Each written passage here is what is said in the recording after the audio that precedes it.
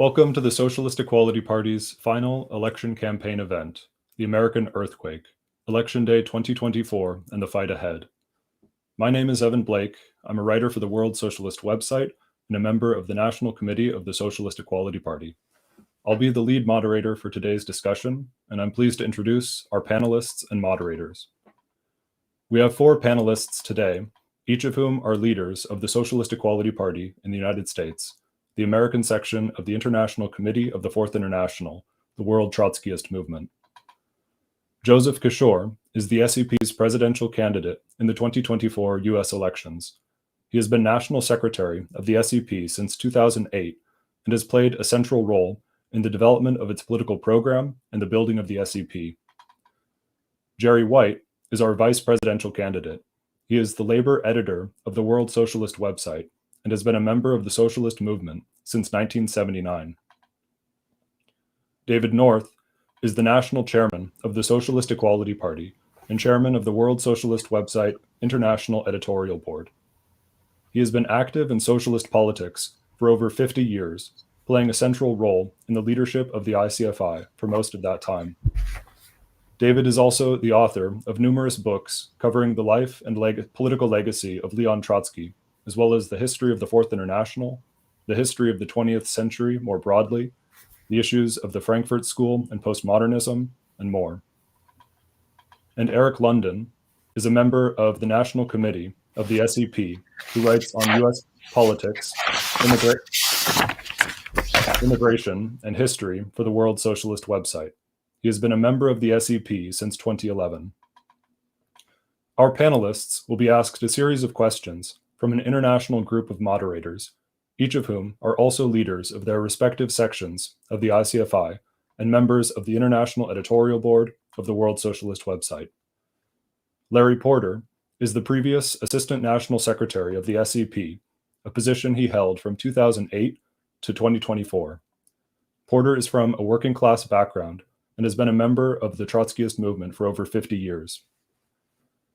Patrick Martin joined the socialist movement in 1972 and has been a writer and editor for the World Socialist website since its launch in 1998, as well as its US predecessors, the Bulletin and the International Workers' Bulletin. The main focus of his work is the analysis of US politics. Cheryl Crisp is the National Secretary of the Socialist Equality Party in Australia, a position she has held since 2020. She joined the socialist movement in Australia in 1972 and was a founding member of the Socialist Labour League, the predecessor of the SEP. Ulaş Ateşçi is a leading member of the Socialist Eşitlik Grubu, Socialist Equality Group in Turkey. He is the editor of the Turkish page of the World Socialist website, where he writes mainly on Turkish politics and war in the Middle East. He joined the predecessor organization of the SEG in 2007. And finally, Johannes Stern is the editor of the German language edition of the World Socialist website and a leading member of the Sozialistische Gleichheitspartei, Socialist Equality Party in Germany, which he joined in 2010. This discussion is being live streamed on X, Facebook, Instagram, and YouTube, as well as on our campaign website, socialism2024.org. We will take questions from the audience, so if you'd like to submit a question for one of our panelists, please leave a comment on any of those feeds or in the Discuss chat on the event page at socialism2024.org/live. We also encourage everyone watching to leave a comment telling us where you're listening from. With Election Day in the US now only 2 days away, we stand on the verge of the American earthquake, which will send shockwaves throughout the world. Regardless of who wins, the political and social crisis in the US and internationally will only intensify. The war in Ukraine and the Gaza genocide, backed by both the Democrats and Republicans, mark the opening stages of a new imperialist redivision of the world. The threat of direct war with Russia, China, and Iran, which could rapidly spiral into a nuclear conflagration, are the gravest danger confronting humanity. Social inequality and the deterioration of the living standards of the working class are continuously worsening. The threat of a fascist dictatorship under Trump looms large, while democratic rights have been drastically undermined under the Biden-Harris administration. In today's discussion, we will examine these themes in great depth from a Marxist perspective, unlike any other discussion taking place internationally on the US elections. My first question is a fairly broad one. Dave, where would you situate this election historically? Dave, I'm sorry, you're muted currently.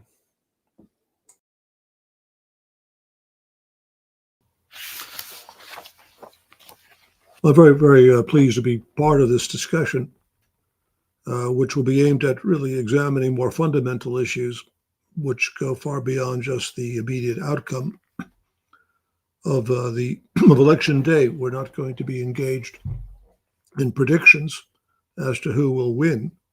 What we do know is who will lose, and that is the great mass of the working population in the United States and throughout the world, because all the alternatives which are being presented, or both of the two major alternatives, have nothing to offer but different forms of political reaction. The question you've asked me, where does one situate this? I've old enough to remember the first election that I recall very clearly was the election of 1960, which was between John Kennedy and Richard Nixon.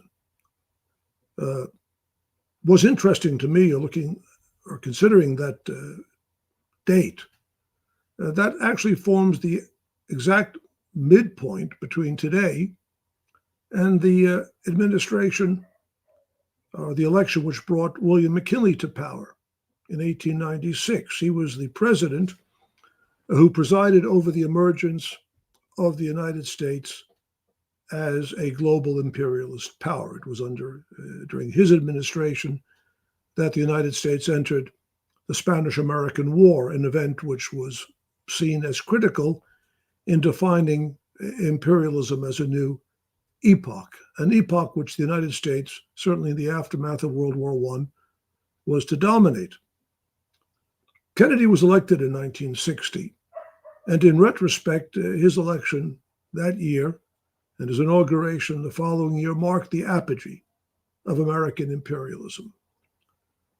In that period, the United States dominated world manufacturing, dominated global production. It had national surpluses in terms of its trade. Its national debt was a fraction of what it is today. The 64 years that have followed have been a period of accelerating, escalating crisis of American and therefore really of world imperialism. None of the resources that existed in 1960 are available today. The United States, American capitalism, has no reforms to offer. American elections have become ever more manifestations of escalating political, social crisis. The 2000 election ended in the theft of the election. The 2016 election brought essentially the criminal underworld to power. And if one looks at the two candidates, what does one recognize and what places them in historical terms? What do they represent? Trump represents, in a sense, the coming to power or the fusion, you might say, of corporate finance and criminality. What is Kamala Harris? A woman reading off a teleprompter screen, a script prepared for her by the intelligence agencies. And neither of these two candidates have anything to offer. They both mirror in different ways the staggering decline of American capitalism. The title of this event is The American Earthquake, and it is an earthquake of global dimensions. If I were to mix metaphors somewhat, there was a volcano that took place in the 1880s, Krakatoa, in the South Pacific, and it was said that the shock waves of that earthquake could be heard as far away as London. The shock waves of this election are going to be felt throughout the world. The United States, regardless of the outcome of this election, is embarked on a course toward dictatorship and war. And so if one asks, where do we situate this election historically, we are at a very, very advanced stage of the what Trotsky referred to as the death agony of capitalism. There is no Theodore Roosevelt, let alone an Abraham Lincoln, in the future of American capitalism. If one was going to think of an analogy for American capitalism, one would have to turn to the most notorious figures of European fascism, Mussolini and Hitler. Because the warning which we've made that what we have seen in this election period is the plumbing of depths of reaction. That's for all the world to see. And that is not going to be changed by the outcome of the election. It's going to intensify.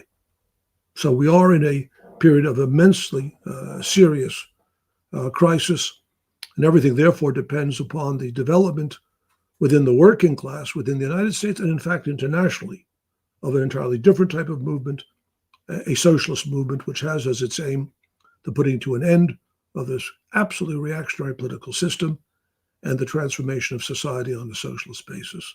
That's the only way forward. Thank you very much, David. It's a very important points that you were making, especially on this question of the earthquake, the shock waves that are being felt, and the historical basis of that development. My question is directed towards Joe.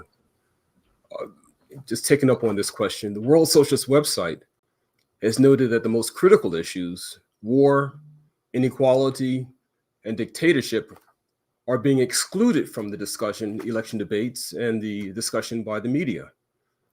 The World Socialist website has called attention to the unprecedented conspiracies surrounding the elections and the well-publicized plans by Trump to seize power and establish an authoritarian dictatorship. Millions of young people, in fact, are horrified by the US support for the slaughter of the Palestinians in Gaza, but are torn and may support Harris as the lesser of two evils over Trump's fascism. Could you review these issues, and what is your take on this development? Yes, thank you, Larry.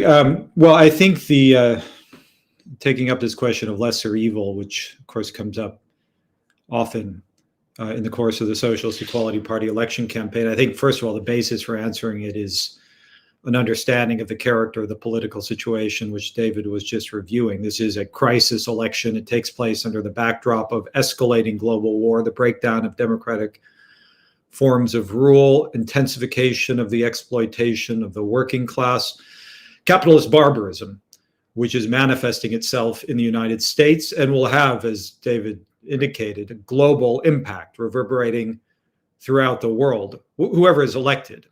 And the question is, for workers in the United States and internationally, what is the perspective that has to be fought for? What is the solution to the crisis that we confront?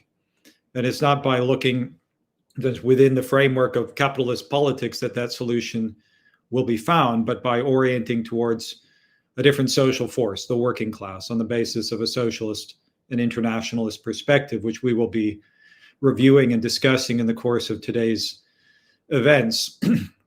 On the specific issue of lesser evilism, I would make a few points. One is that the Democratic Party, the Biden-Harris administration, is responsible for what is clearly one of the greatest war crimes of the modern period, the genocide in Gaza. They have directly armed, financed, politically justified, of course, with the support of the whole political establishment, mass slaughter on an industrial scale, as many as 200, perhaps more than 200,000 people killed.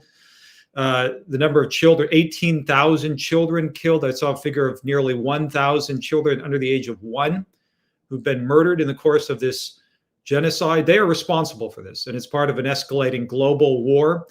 The principal concern of the Democratic Party is the escalation of war.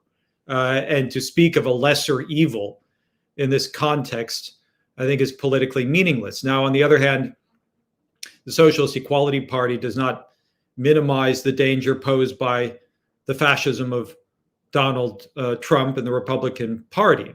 We have, in fact, have been warning about it for many, many years, analyzing its significance and the social forces behind it.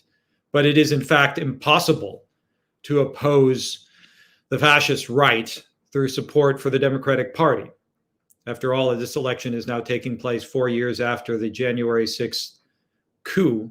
What was the response of the Democratic Party? Of course, the line in the last election was the same. The only way to stop Trump is to support Biden.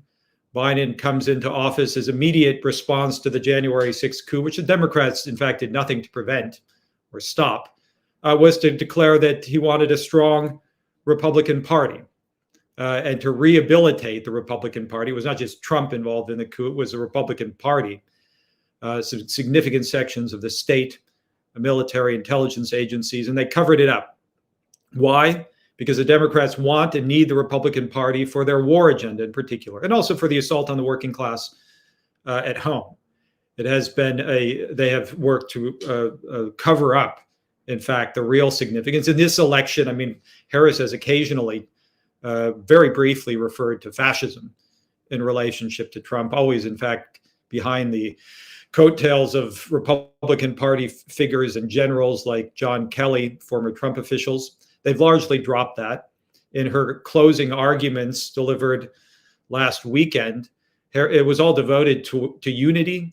She said, in terms of those who disagree with Harris, that is those in the Republican Party, she doesn't want to, she wants them to have a seat at the table. That is essentially offering a coalition government with a party which is involved in a conspiracy to overturn again the elections.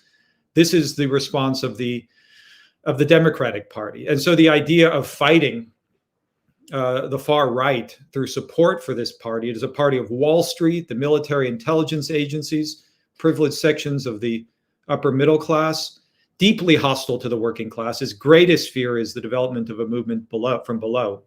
I mean, Trump talks about now the enemy within and threatening arrests and everything else, mass violence against opposition. Well, the Democrats actually have the same enemy within, and that's the working class. They both represent factions of the corporate and financial oligarchy.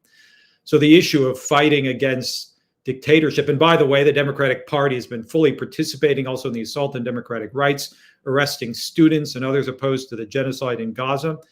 The idea that one can defend democratic rights and oppose fascism through this party is wrong. And a different perspective is required. And I would just make the final point. I think this is a deeper question, but the basic question of orientation and the basic challenge in the development of a movement in the working class in the United States has been to break free from the entire framework of bourgeois politics. The Achilles heel of the American working class, which has a long history of class struggle, heroic struggles, has always been the question of a political break with the politics of the bourgeoisie. The particular form that took in the 20th century was the Democratic Party.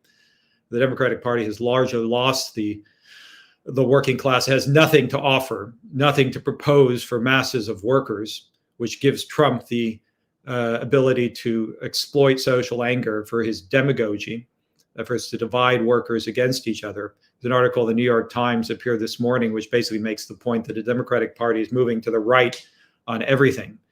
It has nothing to offer the working class.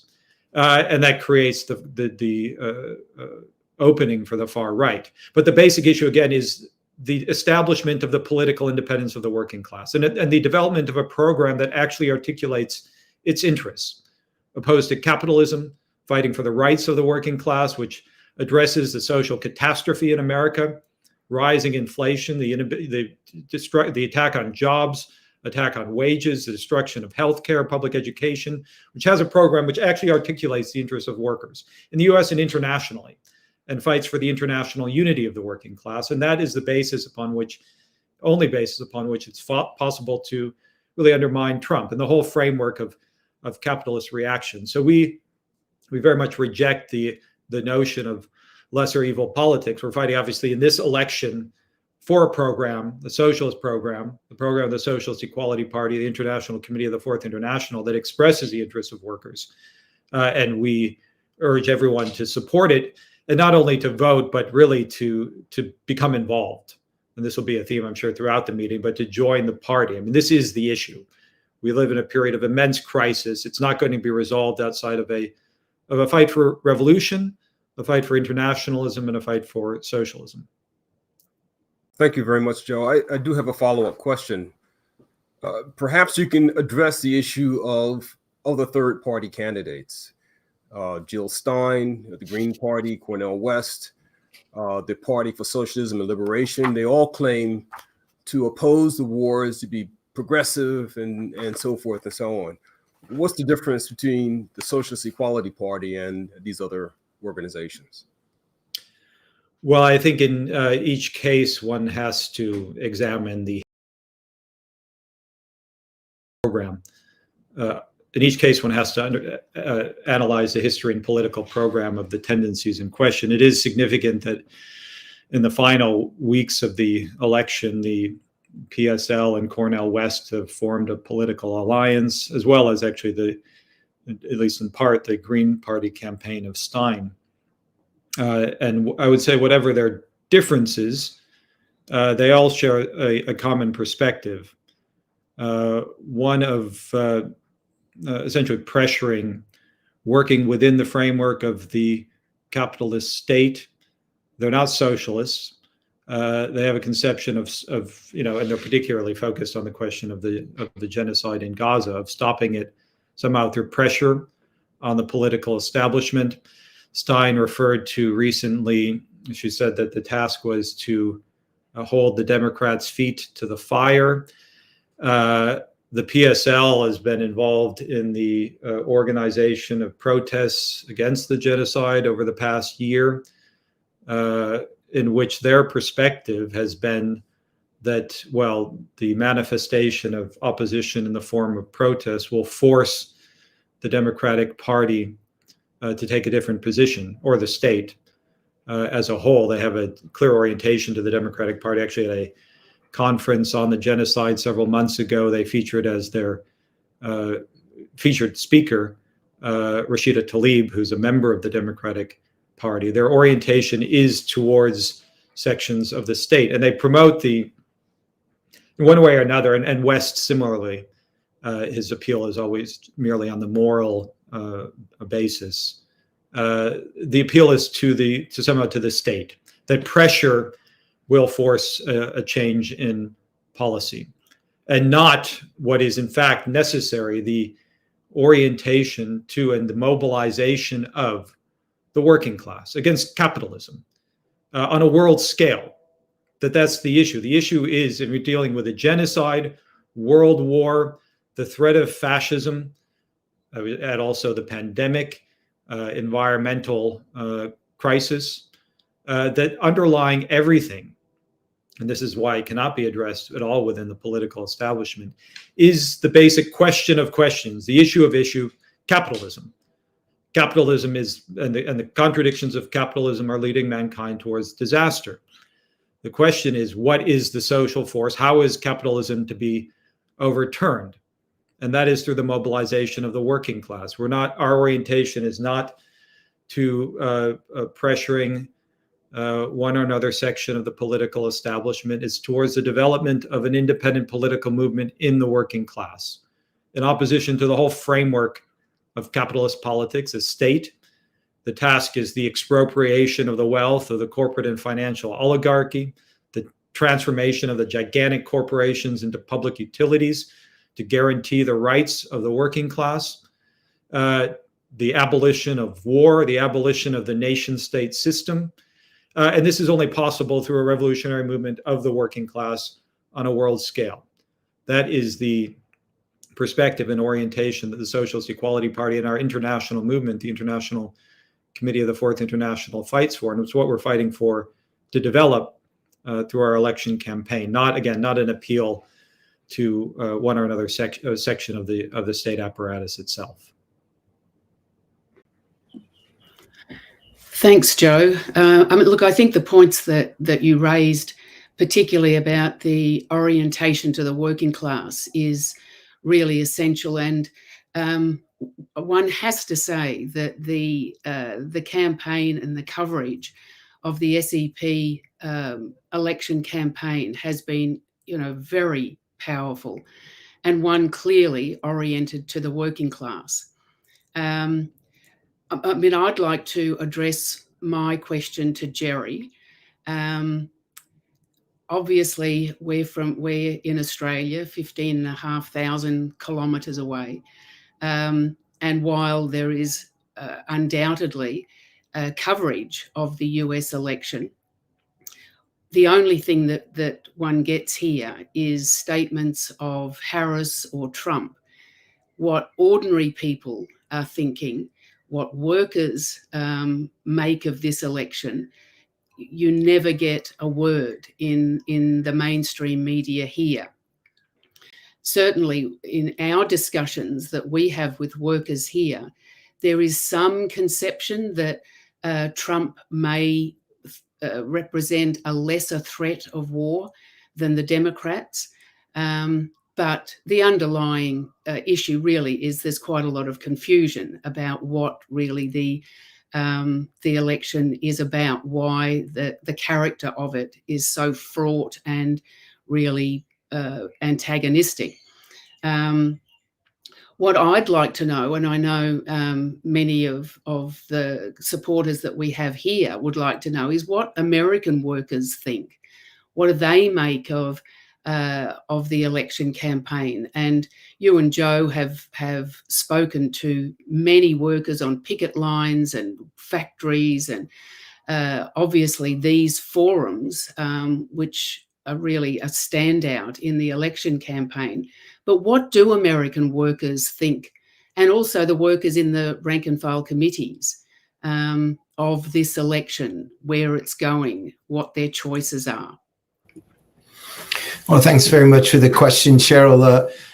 Yes, the SEP campaign, unlike any other campaign, has been entirely oriented towards developing the political opposition of the working class to war, to inequality, to the job cuts. And certainly we have carried out a very aggressive campaign. We've, of course, intervened and spoke to workers in the Boeing strike, the Eaton Aerospace strike, among the dock workers who struck briefly. We've spoken to educators who are facing massive budget cuts in Chicago and in San Francisco, Milwaukee, Seattle, etc. And what you encounter in the working class is a deep social discontent, a deep anger over the immense rise in living costs, more than 21% increase in basic consumer items since the pandemic began, enormous concern about job cuts, the development of new technologies like AI, electric vehicles, which in a rational world would make the burden of work less and improve living standards. Under capitalism is used to wipe out thousands of jobs. So when we speak to workers, as I said, there is a sense that the whole political establishment has abandoned them. They certainly don't look with any great amount of confidence that anything is going to change for the better. And I would also say there is a great deal of hostility to war. There is, after more than 30 years of continuous war conducted by both parties, the horrific impact of the war on working class families. And as you say, the Trump administration, or Trump rather, and his campaign is seeking to exploit that deep anti-war sentiment in the working class, and the fact that the Democrats are just covered in blood from the support for the genocide in Gaza, for the expanding war against Russia. And they, of course, are seeking to also, the Republicans, to present themselves as the champions of the working class. Now, on both scores, of course, this is a complete fraud. Trump has pledged to obliterate Iran. He's pledged to help Israel, quote, finish the job. And of course, the Republican Party has a program of endless lifting of any restrictions on the financial oligarchy. Of course, he's backed by such figures as Elon Musk. But the fact that Trump is able to exploit this discontent, and the fact that tens of millions of workers, people in this country will vote for him is as other speakers have indicated, it isn't because millions support a dictatorship and fascism. It's because the working class has been completely disenfranchised by both capitalist parties. The trade unions have promoted for decades economic nationalism, the promotion of the hatred of workers of other countries. And of course, the official adoption for decades of anti-communism, the attack on Marxism, which we've said often is like the state religion in America, has deprived the working class of having a class analysis of the structure of society, a class analysis of imperialism. What are the driving forces behind war? A class analysis of what fascism is.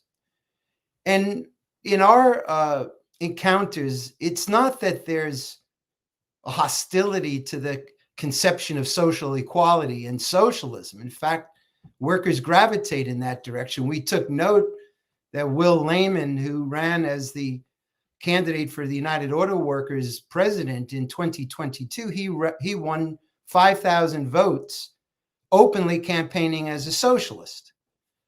So there is the main issue, I would say, in the working classes, workers want to know what happened in the Soviet Union. Why did struggles for socialism not achieve their aims? And in the discussions we've had with striking workers at Marathon, at Boeing, and other places, we have discussed these historical questions, that there was a socialist opposition to Stalinism, that the central question is the fight for international socialism against the Stalinist program of socialism in a single country. But I would say that our fight is certainly intersecting with a growing objective movement of the working class, the growth of the class struggle, the Boeing strike, other strikes, the struggle against job cuts, which is of an international character. And workers realize they're part of an international process of production. But we have to build a party, we have to build a leadership in the working class to expose and pull the rug underneath the fascists like Trump, who seek to divert social anger away from capitalism, and to tell workers that the cause of their problems are immigrants. No, the cause of their problems is a financial and corporate oligarchy that has looted society, that demands $1 trillion a year funding of war, endless wars. So I think that, just to answer your question, yeah, there is a deep social discontent, hostility to war, but we have to build a political party. And just to conclude what Joe said, the fundamental issue is the development of the political independence of the working class. And the fight for socialism is not the pseudo-left nostrums of Bernie Sanders, who says you can achieve equality by appealing to the conscience of the ruling class. No, the fight for socialism means the building of a mass political party of the working class that seizes power in its own hands and reorganizes society in the United States and internationally to meet human need, not private profit.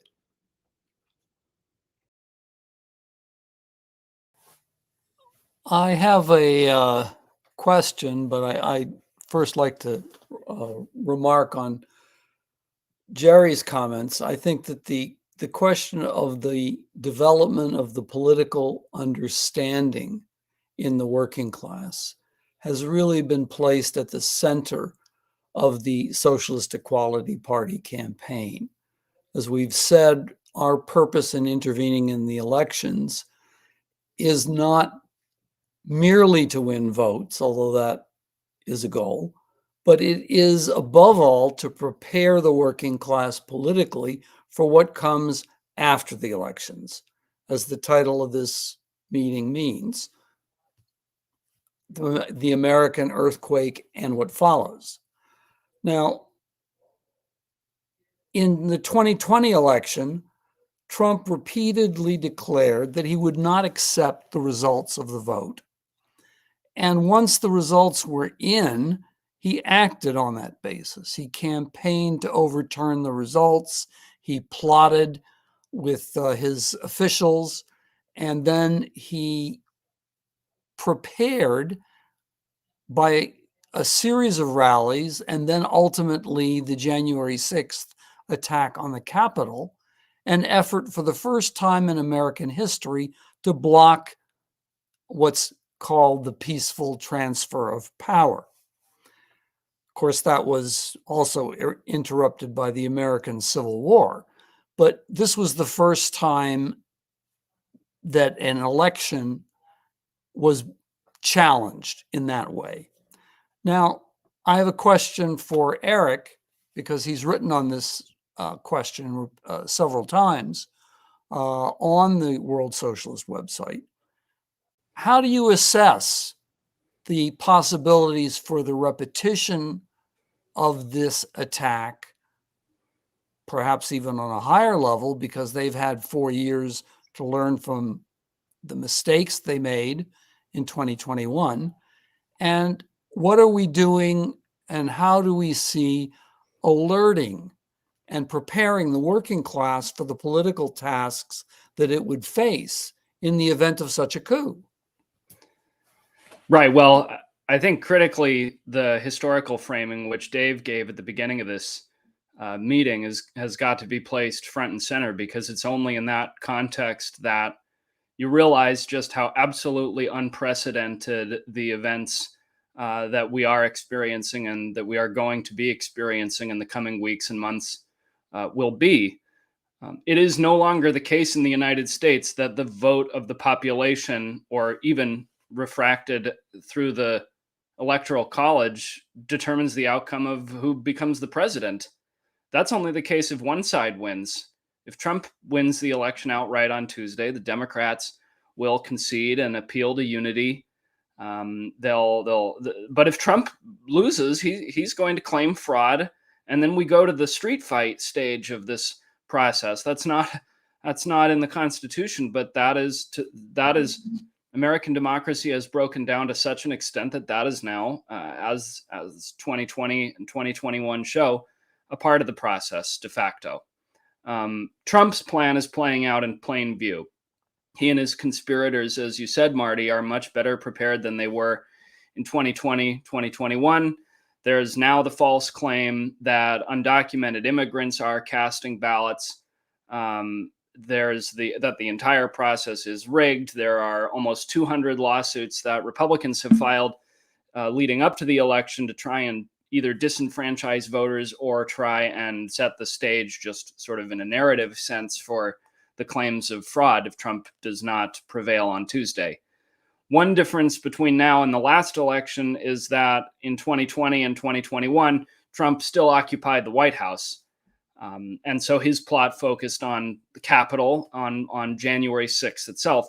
This time, I think one way you may see this play out is for the plot to be focused more on state certification deadlines in the month of December, by which time states have to certify in order to have their electoral slates counted on January 6th. So just to give a couple of examples, and we can't exactly predict how this is going to go, of course, but December 11th and December 25th are two very critical deadlines in the statutory framework for the certification of a federal election, of the presidential election, that is.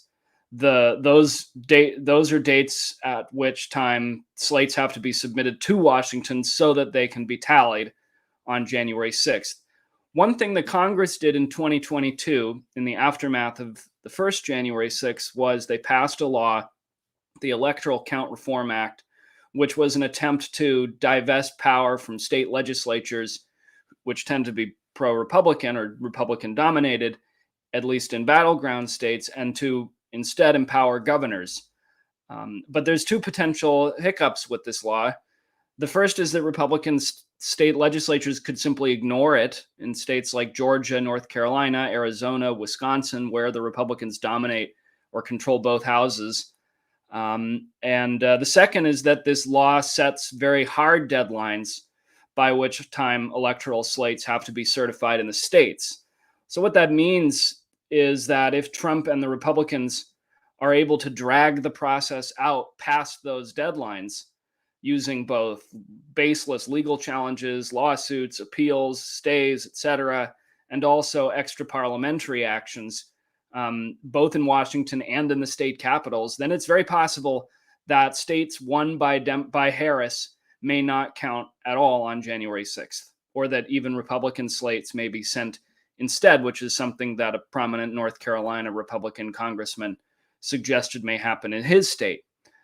This emphasis on delay would give Trump a certain advantage, and that's not at all to say that it will necessarily succeed, but we know the ballot counting is going to take time. It's going to drag out until the end of next week, most likely. Close elections in certain places can trigger automatic recounts. Lawsuits, again, will go all the way up through the circuit courts, through the state courts, etc. And then there's the question of what is going to happen in the state capitals itself. Could Republican majorities in state legislatures leave the state, depriving Democrats of a quorum?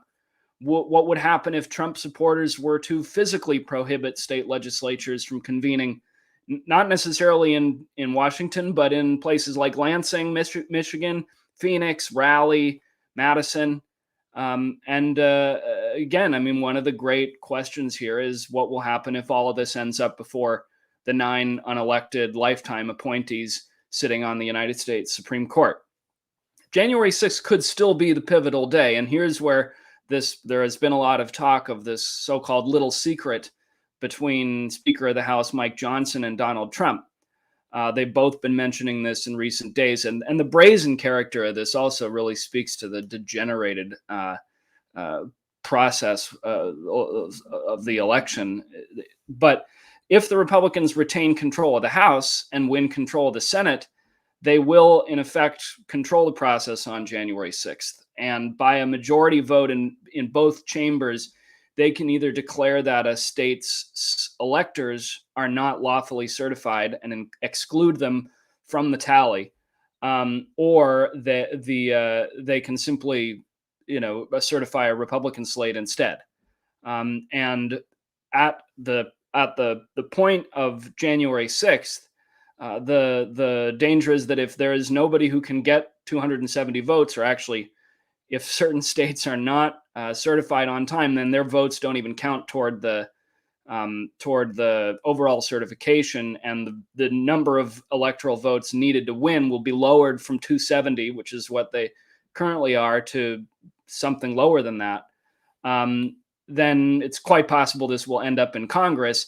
And in Congress, and I apologize if this is getting a little complex, but in Congress, the vote will not be based on total number of congressmen. It's by state delegation, and it's overwhelmingly likely that the Republicans will control a majority of state delegation votes. So what emerges from this mess of uncertainty are 3 main points. Number one, the whole constitutional setup, the Electoral College, the empowerment of all these tiny agrarian states, the entire balance of power is shifted overwhelmingly to extreme reaction. Everything is in their favor. Number two, the Republican Party is the one leading this. This is not just Trump alone. And the Democratic Party is primarily responsible for that. They've been holding the Republicans up as necessary for the stability of American capitalism. Biden has said repeatedly, we need a strong Republican Party. Joe already mentioned Harris going around the country with Liz Cheney, talking about bringing their enemies into the cabinet. And number three, the Democrats, as Joe also said, on January 6th last time, explicitly refused to call their supporters into action to come to Washington to protect the Democratic vote, the lowercase d Democratic vote. So what is clear is that any attempt by Trump to overturn the election in this way is going to generate profound anger. This is not, as for all the problems in consciousness, which Joe and Jerry have both referred to. I mean, the Democrats' greatest fear is that this crisis triggers an upheaval from below in defense of democratic rights. And that's everything in their operation is geared at preventing that, because the last thing that they want is anything that upsets their foreign policy goals, either in backing the genocide in Gaza or in escalating the war against Russia. So, I mean, that places a lot of responsibility on us to explain, to make these warnings, and to also take note of the fact that this is going to be several weeks and months that radicalize many, many people, workers, young people, sections of the middle class. We have to be prepared for that. Well, thank you, Eric, for those remarks. I think the points that you've made are really essential, and we'll return to many of these themes and this question of Trump's coup plotting, the threat of fascism and dictatorship over the course of this discussion. But I think just what you've been stressing really makes clear that we are heading into an unprecedented political crisis in the United States on a scale that's far greater than that of 2020 to 2021. And I think really this entire discussion has really brought forward a number of critical points, really situating the US elections in their broader historical context and making clear the very real dangers confronting the American and international working class. And I think the point that you were just concluding with, and really what Joe and Jerry stressed in their responses, is really the most critical issue, the building of a revolutionary leadership to prepare for the struggles ahead. As you said, there are really explosive developments on the horizon, and the working class must prepare and build a party that represents its own interests. And the Socialist Equality Party and its affiliated sections in the Fourth International are that party. So I urge everyone who is watching today, make the decision to join the SEP. Go to socialism2024.org/join and fill out the form. And a member of the Socialist Equality Party will contact you soon to discuss the process of joining our party. I do see that our audience has been growing steadily over the course of the event. If you're just now joining us, we're here with Socialist Equality Party US presidential candidates Joseph Kishore and Jerry White, as well as SEP National Chairman David North, and just speaking was SEP National Committee member Eric London. And we're discussing the political crisis in the US on the eve of the elections on Tuesday. Johannes, do you have a question that you'd like to ask the panel? Yes, thanks, Evan. I actually have a question for David. Dave, a few weeks ago, I think it's exactly 2 weeks ago, you spoke here in Germany at the Frankfurt Book Fair, and you gave a lecture with the title Back to the Future, Fascism, War, and Class Struggle in the 21st Century. I think the whole discussion so far already established, and you spoke on that in Frankfurt as well, that we're indeed witnessing a situation where all the horrors of the first half of the 20th century, global war, fascism, genocide, are back. In Frankfurt, you also stressed and you emphasized that the title of your lecture, Back to the Future, also means that it is necessary to learn the lessons of the past, the lessons of history, to develop a perspective for the future. Could you elaborate on that a bit further? I know it's a very broad question, so maybe to be a bit more specific, what are parallels, what are differences to, let's say, the 1930s in Germany, where the bourgeoisie brought Hitler to power to prepare for World War? And what do you think is really the most crucial lesson workers, young people have to draw in this really existential situation? Well, when we use the title "Back to the Future," we had a number of concepts in mind, as you've already summed up. When we look at the present situation, here in the almost the midpoint in the 2020s. For all the changes which have occurred since the 1930s, and they are enormous, profound.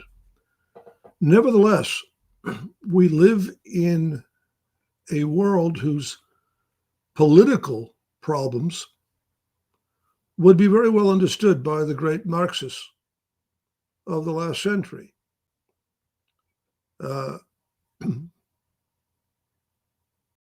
We're talking about fascism. We're talking about war. We're talking about genocide. All of these terms, of course, or all the conditions, however they were defined, were ones with which the Marxist movement was familiar. Fascism in Germany, the approach of the Second World War, even the horrors of such events as the bombing of Guernica or Mussolini's onslaught in what was then called Abyssinia. These were issues which were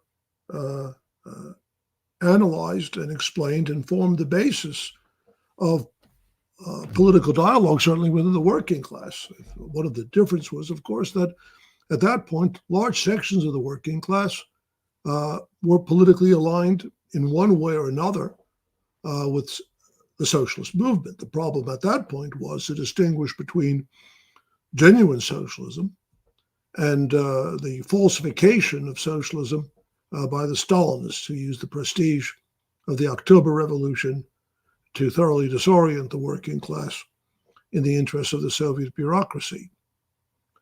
But the conditions which we face today, to the extent that the great problems of social revolution were not solved in the 20th century, they are with us today, and even in more explosive form.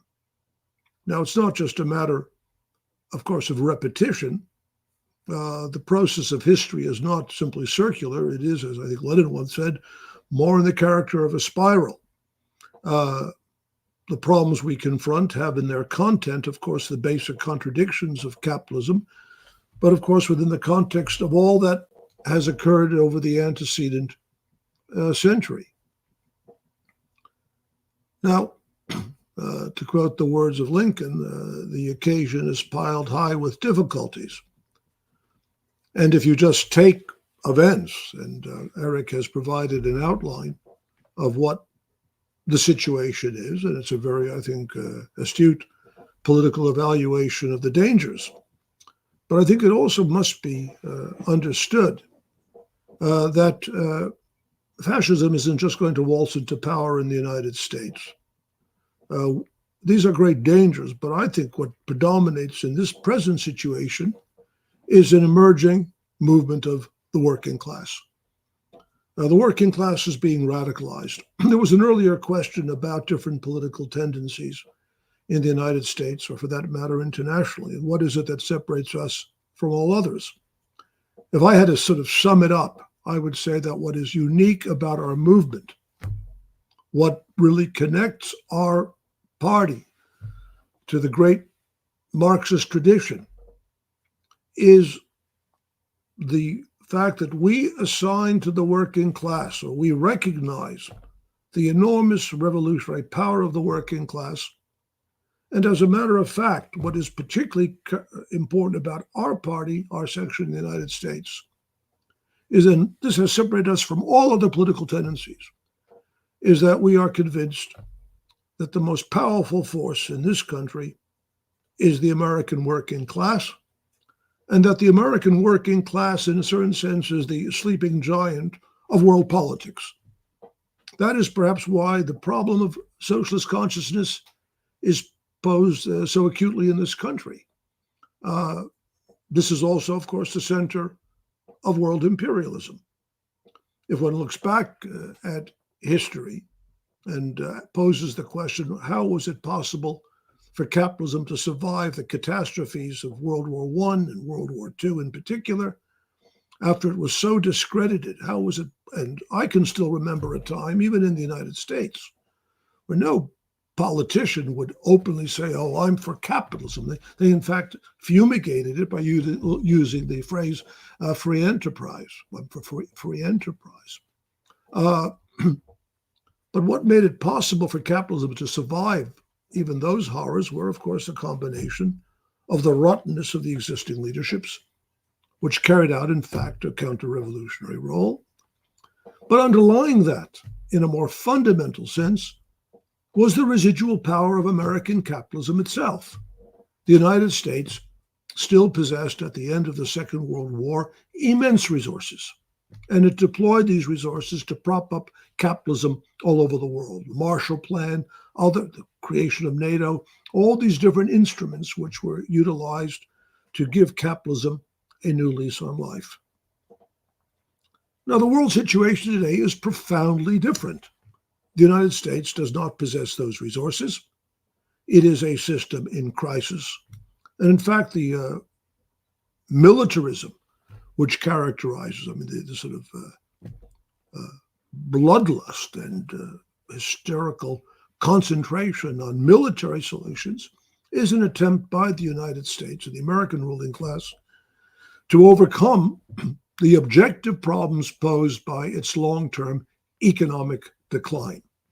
The problem of American hegemony is not one that can be resolved on a purely financial basis, economic basis, by relying on the enormous productive capacity of American industry. Far from it. It depends upon the raw power of the American military in order to overcome the problems posed by long-term economic decline and all the social contradictions that come with it. But here, this is the decisive issue, because when you ask back to the future,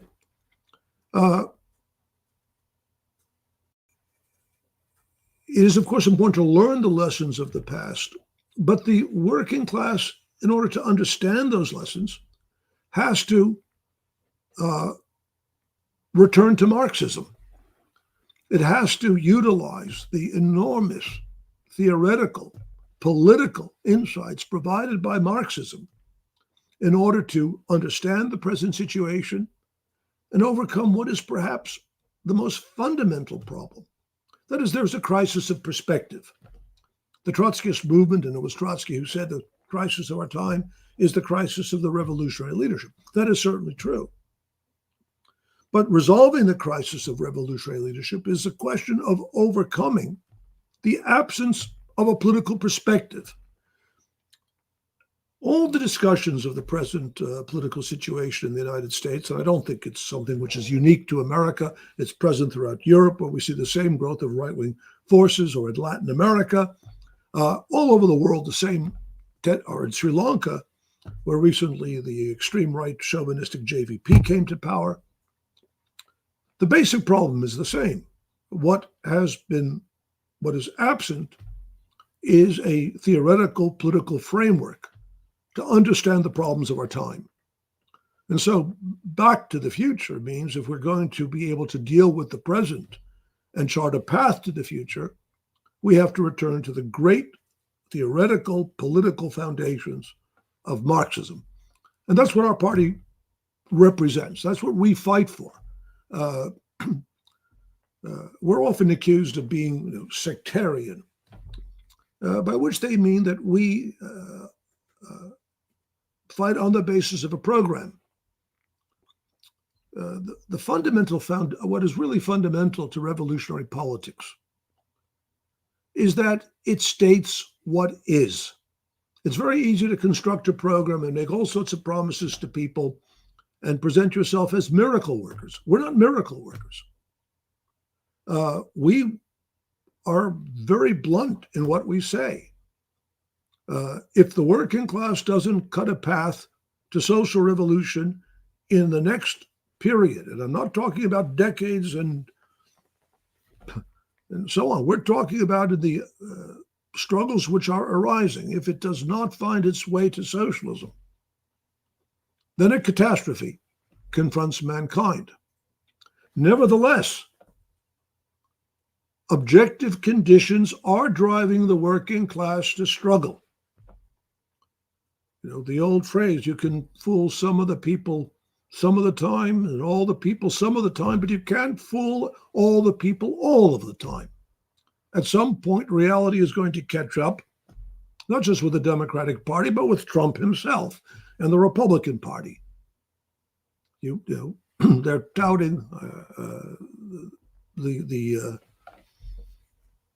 nostrums of Musk, who says that he has a plan to deal with the to cut $2 trillion off the American deficit. Well, what is that plan? If he gets rid of Social Security, there's $1.5 trillion there. Medicare is another $1 trillion, but it means the complete impoverishment of broad masses of the population, and that won't be accepted. We're on the eve of colossal political struggles, and so therefore, objective conditions will provide the basis for the development of a socialist movement. But within that context, within the context of profoundly revolutionary objective conditions, we have the responsibility to fight for a correct program. Is that successful? Will that be successful? That will be determined in struggle. And everyone who takes if you take what is happening presently seriously and realize the dangers, then we pose to you, what are you going to do? We're presenting an analysis. We're explaining as clearly as we can our understanding of the political situation within the United States and internationally. Comrade Joe, Comrade Jerry have traveled all around the country. They've given countless speeches.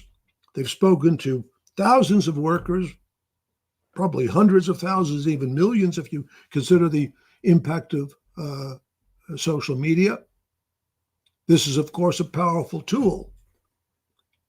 But the question always is, in the end, what will the response be? And what will you do to fight for it?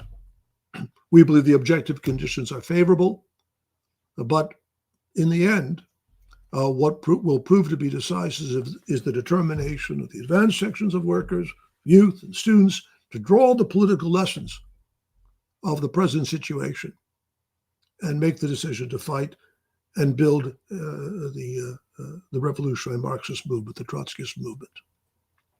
I mean, we are not an electoral party. We don't count or evaluate our success on the basis of the number of votes we will get. What is for us the most critical issue is to what extent have we contributed to raising the political consciousness of the working class, of student youth, of working class youth, of developing within this country and internationally an understanding of the challenges we face and building that determination to build a real socialist revolutionary leadership that will provide a path to power. David, I'd just like to ask on that same issue. There have been mass demonstrations in the last year. Millions of people have gone out on strike, or going out on protests against the genocide, and have expressed their opposition. Obviously, as we've been raising before, on the campuses, they've had occupations and so forth and so on. You raised at the book fair that there has been mass moral outrage. But the big question is perspective, as you've been raising. I mean, how do we explain the fact that this hasn't changed, this has not stopped, the genocide? In fact, it's expanding. Well, I mean, of course, we have nothing against moral outrage. Everyone should feel moral outrage. What is taking place presently before our eyes is a crime of monumental proportions. And as has already been said by Joe, to speak of lesser evils, well, one's comparing Trump, the fascist, to Kamala Harris, who justifies with a smile mass killing on a scale which is simply staggering. How can one not be revolted by this? But the question is the following: moral outrage in the absence of a political perspective and in the absence of an understanding of the objective forces of which this is an expression cannot bring an end to the carnage. And I just want to perhaps connect this to another very critical question, which is the very nature of our epoch. The events in Gaza are not and should not be seen as an isolated phenomenon, but part of a broader process of escalating global war. I just want to read a passage which appears in the current issue of Foreign Affairs. And the title of this issue is World of War. And this is a journal which is, of course, published by the foreign policy elite, largely affiliated with the Democratic Party. And the following is written: an era of limited war has ended. An age of comprehensive conflict has begun. Indeed, what the world is witnessing today is akin to what theorists in the past have called total war, in which combatants draw on vast resources, mobilize their society, prioritize warfare over all state activities, attack a broad variety of targets, and reshape their economies and those of other countries. Now, what does that mean, the term total war? Of course, there's a very famous speech which was given by Goebbels in 1943, in which he shouted out at a mass assembly of Nazi fanatics, "You want total war? We'll show you total war." The term itself actually was first utilized by a old German general, General Ludendorff, one of Hitler's earlier colleagues and a general in the First World War, who defined total war as the complete subordination of society to the interests and needs of military conflict. And he made the point, which follows from this, that war and all democratic rights are incompatible. Total war means the complete subordination of all personal, private interests to the needs of the imperialist state. Now, that in itself should be clear as to the broader consequences of war.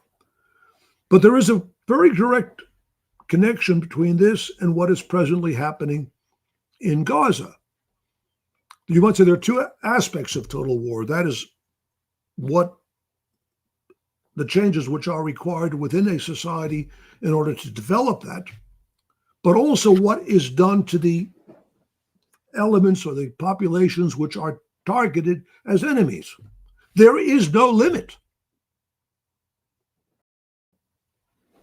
What we are seeing in Gaza is a recrudescence of phenomena which, of course, was observed during the Second World War, in the Holocaust, that is the mass extermination of Jews and related and other targeted populations, and of course, in the dropping of nuclear bombs by the United States on Japan. It's war without limits, total destruction of targeted populations, the elimination of democratic rights within the countries that are waging war. So that is what must be understood. It arises out of the deepest contradictions of the capitalist system. To see this causes in personal terms or individual terms is a mistake. This can't be stopped by moral appeals, because what is driving it are fundamental contradictions of the profit system, of the nation state system. After all, what is at stake in these wars fundamentally is the reorganization of the world under the domination of the major imperialist powers, and principally and above all, the United States, though its allies, Germany, France, Britain, They have their own ambitions in this. But we have to understand, that we're dealing with a dangerous, objective process. And that's why, without a concept of the social force which can be mobilized against this, the political program which is necessary, the connection between the fight against war and the fight against capitalism, the profit system, all opposition to war sort of degenerates into nothing more than moral appeals. Now, we're not appealing to the ruling class. We have to expropriate them. Society cannot be placed at the mercy of a handful, yes, a literal handful of multi-billionaires. That's not possible. There was one, I think it was Brink, who once said, he who wants to talk about, or Walter Benjamin, said, he who wants to talk about war without talking about capitalism should best keep his mouth shut. And that's true. It's a harsh way of saying it. But the reality is, I know there are so many people who are outraged by war, who are horrified by what is taking place. But they resist drawing the political conclusions. And I urge them, and I urge students and urge intellectuals and certainly most thoughtful sections of workers who've been involved in these protests, draw conclusions. You've got to go further. You've got to make certain very definite political decisions. You're seeing the face of your enemy. If you want to stop it, you have to pose the question, what is the source of this? And what is the social force that exists within the present world that can put an end to it? It's the working class. The American working class, the European working class, the global working class, which is today more powerful objectively in terms of its weight in world economy than at any time in history.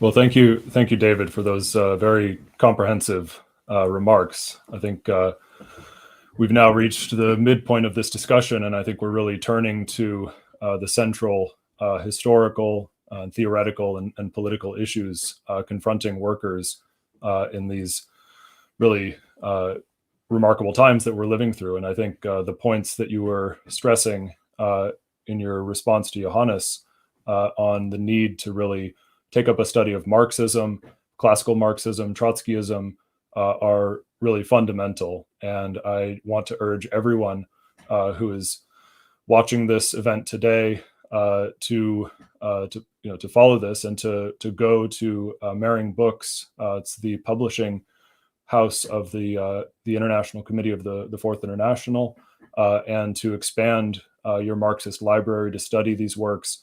And I think the works written by David North are really essential in this process. Here on this slide, you can see 5 of Dave's most recent volumes. On the left is the most recent, Socialism, Sounding the Alarm, Socialism Against War, which is a compilation of Dave's speeches at May Day rallies hosted by the World Socialist website, going back from 2014 to this year. Sorry, the URL on here is actually incorrect. It should be mehring.com. So mehring.com.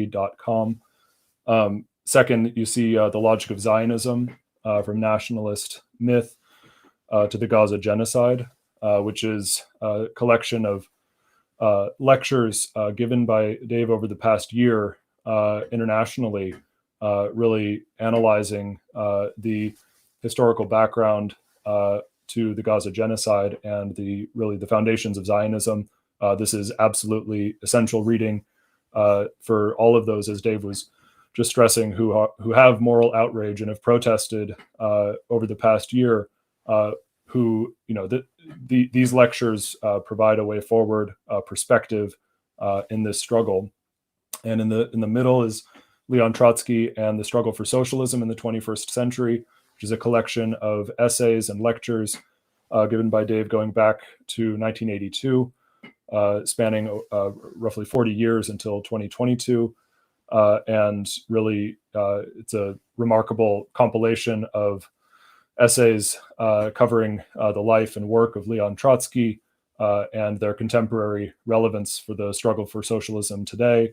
And then finally on the right are two volumes published in the 2010s, The Russian Revolution and the Unfinished 20th Century, which is a series of lectures covering really the central political and theoretical issues that the socialist movement grappled with over the course of the 20th century and also the late 19th century.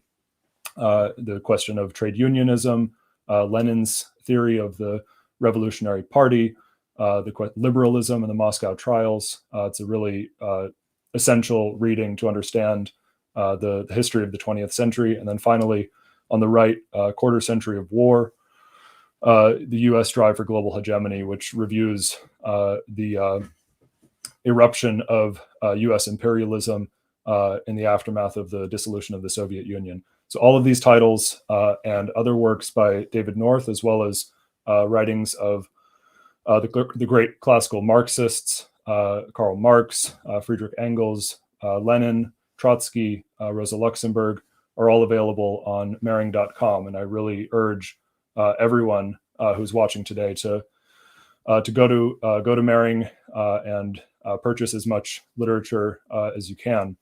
And I think also I want to stress that really this is very much connected to joining the Socialist Equality Party. And I would again urge everyone on this call to make really the most important decision of your life and to join this party. And I think unlike every other political party, we strive to educate the working class, to educate young people, professionals. Anyone who joins our movement goes through a rigorous educational process of studying history, politics, economics, and the foundations of Marxist theory and Trotskyism. And so I really urge everyone to again, go to socialism2024.org/join and fill out the form, and a member of the SEP will contact you promptly. I think our next question will be from Comrade Ulash. Ulash, would you like to ask a question?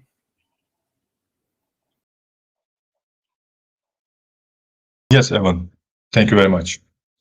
I think Dave's points and the other contributions so far have made clear what the most fundamental issues are, not only in the US election, but for the future of humanity.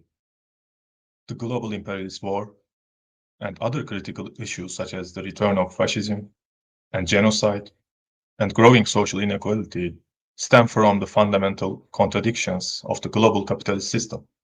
But the same contradictions that have brought these catastrophes upon humanity also create the conditions for world socialist revolution. The working class is the only social force that can solve these major global problems. But to do so, it must be armed with the historical understanding and political program put forward here and throughout the SEP's election campaign. My question is for Joe. I am attending this critical meeting from Turkey, which borders Iran and is a few hundred kilometers from Palestine and Lebanon. Turkey, a member of NATO, also borders Ukraine and Russia. Amid the genocide in Gaza, the expanding war in the Middle East, and the US-NATO proxy war against Russia in Ukraine, preparations for war against China, I would like to ask a question about a concept that is coming up more and more: multipolarity. In the declaration of the Bridge Summit in Kazan last month, the member states declared their support for, I am quoting, the emergence of new centers of power, policy decision-making, and economic growth, which can pave the way for a more equitable, just, democratic, and balanced multipolar world order, end quote. So, Joe, what do you think about the perspective that countries like Russia, China, Iran, and some would say even Turkey could provide a counterweight and an alternative to the US-led imperialist powers? Thank you, Comrade Ulash, for the question and for your participation in this meeting. I would just say that the international character of this discussion is extremely critical, and we've emphasized from the beginning that our campaign is really directed at the international working class and the development as part of the International Committee of a World Movement for Socialism. I think this question, I'll try to answer it as concisely as possible because it's a complex question. I think it gets to basic issues of perspective. And I would say that you could say there's two basic perspectives in how imperialism is going to be fought or opposed.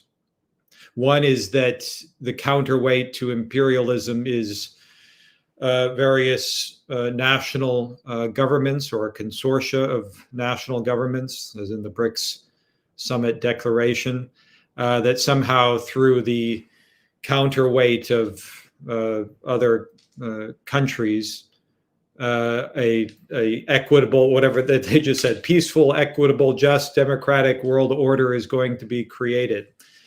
And tied to this conception is that the appetites of American imperialism will be curtailed, and somehow we will create a capitalist society in which the capitalist powers equitably exploit the resources of the world and equitably exploit the international working class without conflict and war. So that is one conception, one perspective. The second perspective, our perspective, is the perspective that the opposition to imperialism must be developed as a political movement for world socialist revolution, rooted in the working class, which is an international class, opposing through such a movement the nation-state system itself and replacing the archaic capitalist nation-state system with world socialist economy and global planning. That is, I would say, the necessary and realistic perspective. In relationship to multipolarity, I would make a couple points. First of all, it is contrary to the nature of imperialism. As Lenin explained so long ago, imperialism is not just a policy, it arises out of the nature of capitalist society, the competition of great powers over access to raw materials, resources, what is involved in the escalating war in the Middle East, the genocide in Gaza, which is part of that, control over oil. The United States, American imperialism has been waging war in the Middle East for decades. Control over the resources of the Middle East, which is bound up with competition with Russia, with China, and the war against Russia and Ukraine. What is that about? Access to resources in Russia. Opening up of China eventually. I mean, China is a center of semiconductor production. Control over rare earths necessary for the production of commodities, cell phones, computers, also military equipment. These are social interests driving war. And the capitalist class is, the imperialist war is an expression fundamentally of the conflict, the contradiction between a global economy, which we live in, and a nation-state system through which competing sections of the capitalist class fight out for access to resources and the exploitation of the working class. And the specific issue of American imperialism, and David raised this in a May Day speech a couple of years ago, this question of multipolarity. The idea that American imperialism is going to peacefully accept the diminution of its position on a world scale. Well, we know they will not, they cannot. In fact, the utilization of military force to conquer the world is now essential to the interests of the American ruling class, the countering of the threat to the dollar. The same issue of foreign affairs that David cited, there's an essay by Antony Blinken, Secretary of State responsible for the genocide in Gaza, who says he refers specifically to the threat to the dollar posed by different consortia of countries. And that has to be opposed. I mean, they are preparing for world war. They've got a $1.8 trillion nuclear rearmament program. They're spending something on the order of $100,000 a minute to rearm their nuclear weapons, the American ruling class. They're not just doing that for the threat. I mean, they are preparing. And there has been three decades of unending war by American imperialism. And that is now turning into or transforming into the conflict with Russia and China. And the final point, so the idea of sort of American imperialism accepting a diminished position is utopian. And the final point I would make is that all these countries are themselves capitalist governments. They exploit their own working class. They, in fact, they are not independent from imperialism. I mean, Iran, and they're always trying to, Russia as well, trying to seek some sort of agreement with imperialism to some sort of accommodation. They're not independent from Lula in Brazil, who's a leading proponent. I mean, he combines, or for that matter, Erdogan in Turkey, limited criticism of the genocide in Gaza. Turkey, of course, is a member of NATO. Lula in Brazil makes continuous appeals to American imperialism. I mean, these are countries, they represent the interests of the capitalist class, and they're not independent from imperialism. So again, the basic issue, though, is one of perspective. How is imperialism going to be opposed? Not through Trotsky put it very succinctly. We follow not the map of war, but the map of the class struggle. That is, we do not base ourselves on the positions of one or another capitalist nation state. We oppose all of them. We don't base ourselves on the policy of the Putin government in Russia, or Erdogan in Turkey, or Lula in Brazil, Modi in India, reactionary fascist, but on the independent interests of the working class throughout the world. That is the force that will oppose and can oppose imperialism, because it's in its objective interests to oppose imperialism, capitalism, of which imperialism is an expression, the highest stage. It is not separate from that. You can't oppose imperialism without opposing capitalism. And so I think it's a basic question of perspective, which we've been discussing today. What is the social force? And we insist, and as Dave was stressing, the revolutionary force is the working class. The working class is a social force that must be mobilized against imperialism, and can be, and will be, and is what we're fighting for. It's objective. It is a powerful objective force. It produces everything. It is united in the process of production all over the world. But that immense power, the international working class, has to become conscious of its aims and led with a political perspective and a political party.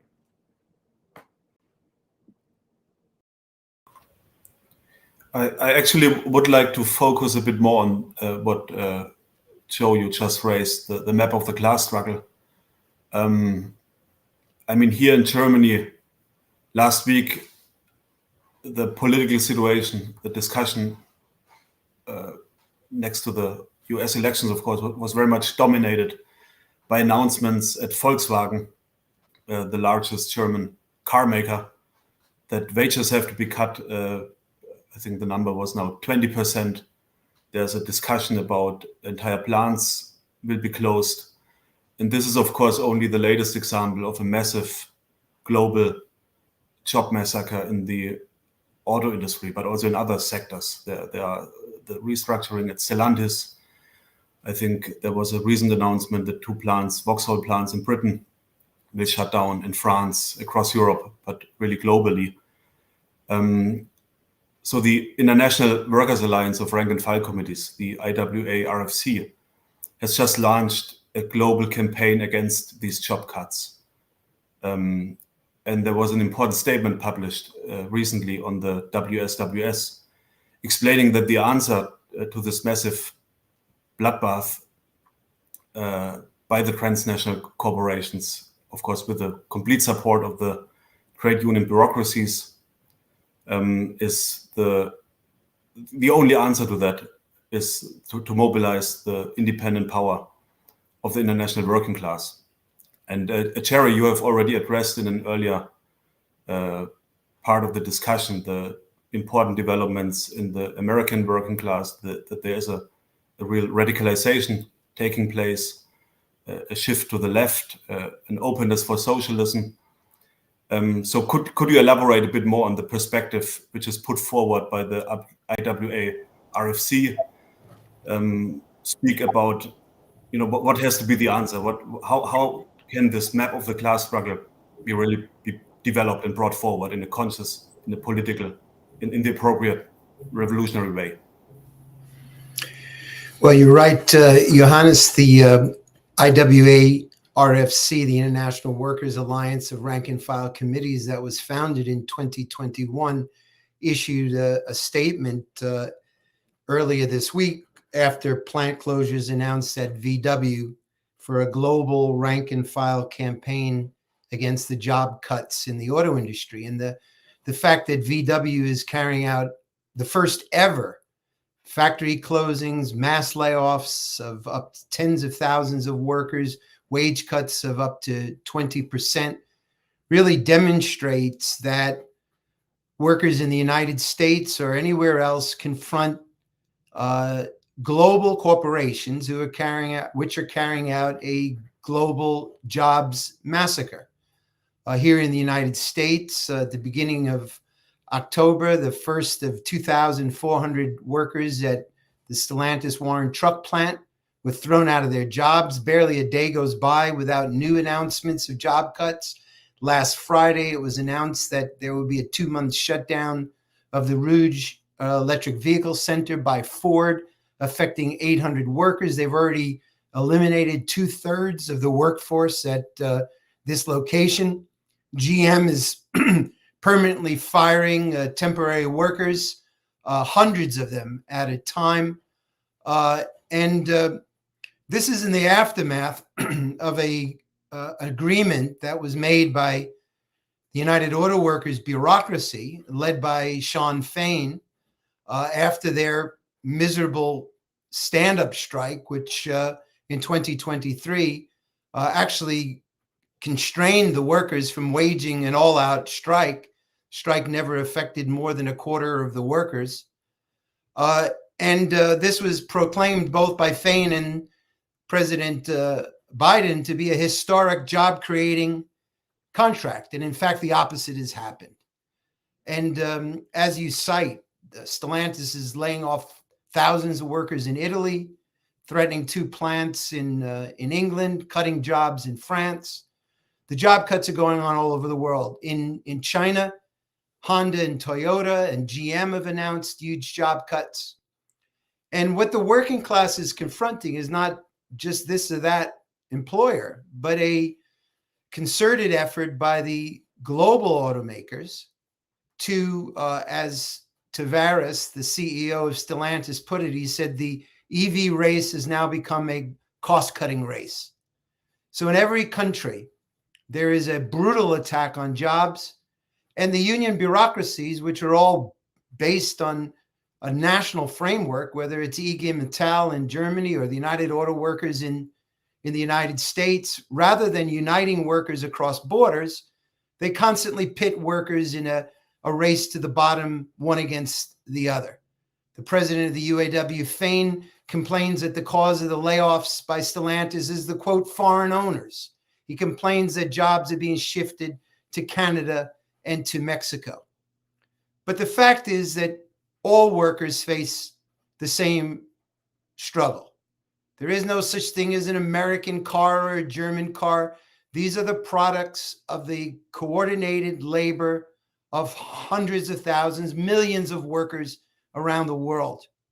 And the IWARFC is calling for joint mass picketing, mass protests, developing and culminating in mass strike action coordinated across all national borders, because the very right to the existence of the working class is not now at stake. One of the reasons the corporations have all embraced electric vehicles is they know that this requires fewer man hours, 40% fewer man hours, and they dream of eliminating hundreds of thousands, if not millions of jobs.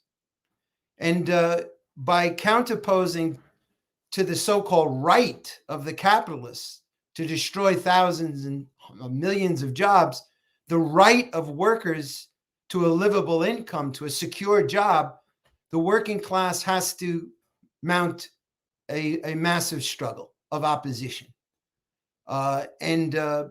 This also demonstrates that in the hands of the capitalist class, these technologies are used against the working class. If jobs are going to be preserved, then the working class has to take these giant industries out of the hands of the capitalists, turn them into public utilities, reduce the work week, increase the living standards of the working class, and defend the right to a job for all workers. I also want to make one final point. The EV race is also bound up with the growing conflicts between American imperialism and in particular China. China is the world's largest automaker, the world's largest auto market. The Chinese EV manufacturers like BYD dominate the supply chain. China controls the processing of cobalt, lithium. So the increasing conflict, which takes the form right now of economic trade warfare, 100% tariff on Chinese vehicles, is increasingly part of the drive towards war over the control of markets, as other speakers have said.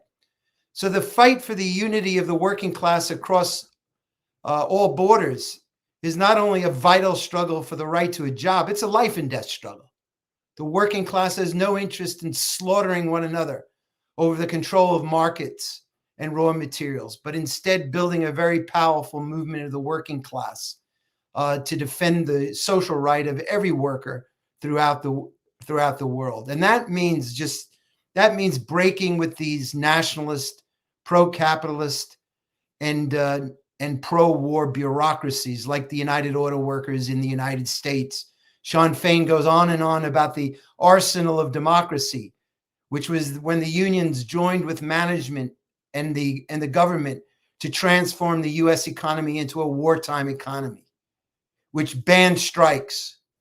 So that's his model. Our model, as Joe indicated, is the development of the independent initiative of workers, the establishment of lines of communication between workers, the expansion of rank and file committees, which transfer power from the union bureaucracies to the workers on the shop floor, and mounting a powerful international counteroffensive to defend the right to jobs.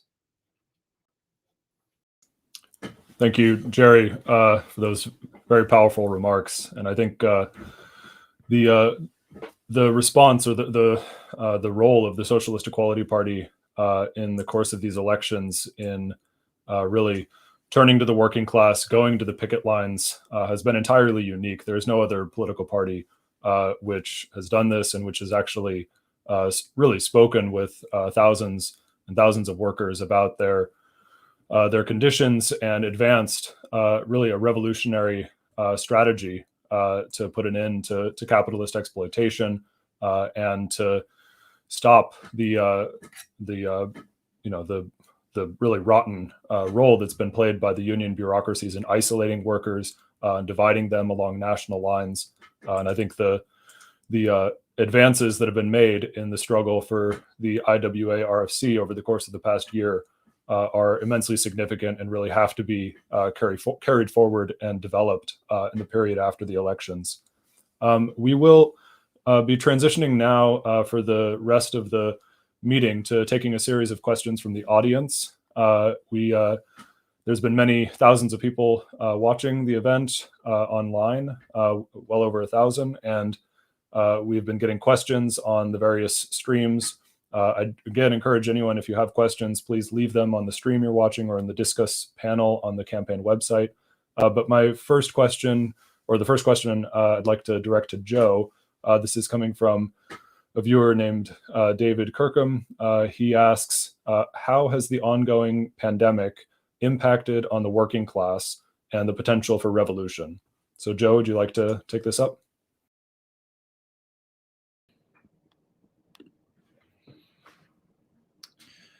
Sure. Thank you, David, for your question. I would say in the most profound sense, the impact of the pandemic is deeply revolutionary, but its origins and implications and the experience of the pandemic really has to be worked through and understood by the working class. I mean, it is, first of all, extraordinary that this election is being conducted as if the pandemic is not happening, and as if it never happened. After all, it was a dominant issue in the last elections. It was actually the focal point of the fascist agitation of Trump in the midst or in advance of the coup. If you recall, the rallies for liberating Michigan and other states and the plot against Democratic governors was motivated by, or sort of the issue which it revolved around was the demand for the removal of all restraints to the spread of the virus.